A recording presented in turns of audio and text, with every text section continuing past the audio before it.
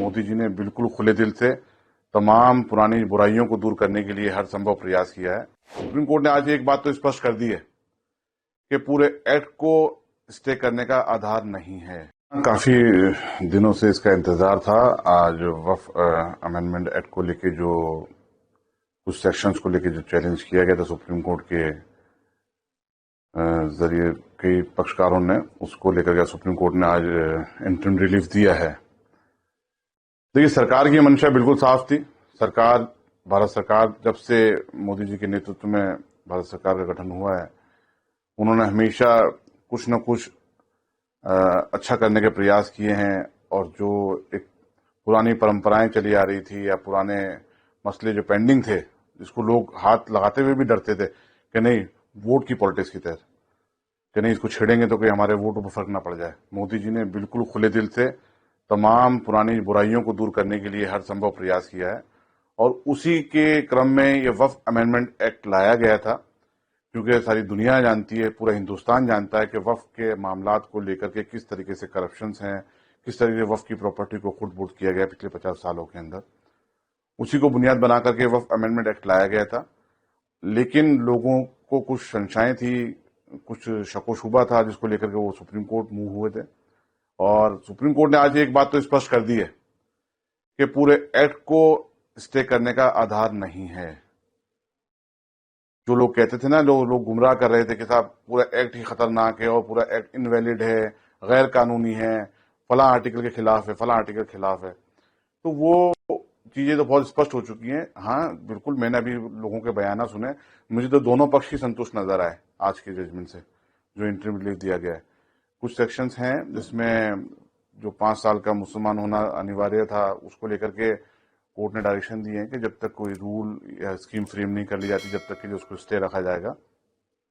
दूसरा वक्फ by user का था, जिसमें कलेक्टर को फाइनल अथॉरिटी करार दे दिया गया था। तो उसको लेकर के सुप्रीम कोर्ट ने स्पष्ट कर दिया है कि सेपरेशन ऑफ पावर्स वाला जो रूल है, कि जो जुडिशियल पावर हैं या वक्फ ट्रिब्यूनल के पावर हैं, वो एग्जीक्यूटिव तौर पे नहीं दिए जा सकते। तो कलेक्टर के जो आदेश होंगे उसको चैलेंज किया जा सकता है वक्फ ट्रिब्यूनल में और हाई कोर्ट तक, और जब तक उसको कलेक्टर डिस्पोजेस भी नहीं कर सकता। तो ये अच्छी बात है। देखिए, जो माननीय सर्वोच्च न्यायालय का आदेश सराखों पे तो मानना भी चाहिए, लेकिन एक बात स्पष्ट हो चुकी है कि सुप्रीम कोर्ट ने ये कह दिया है कि इसको स्टे करने का आधार नहीं है।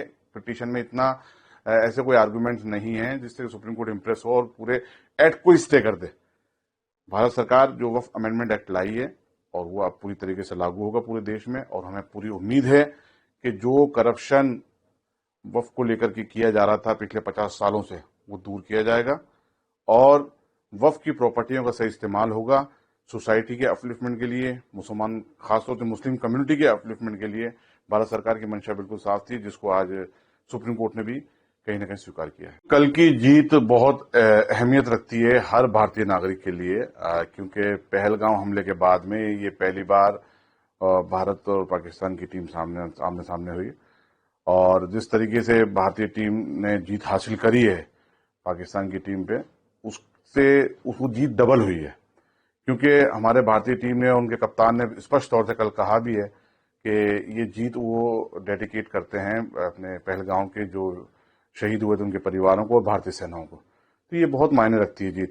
देखिए, भारत जब जीतता है क्रिकेट में तो खुशी तो होती है, लेकिन वो खुशी दुगनी हो जाती है जब वो पाकिस्तान पे जीत हासिल करता है।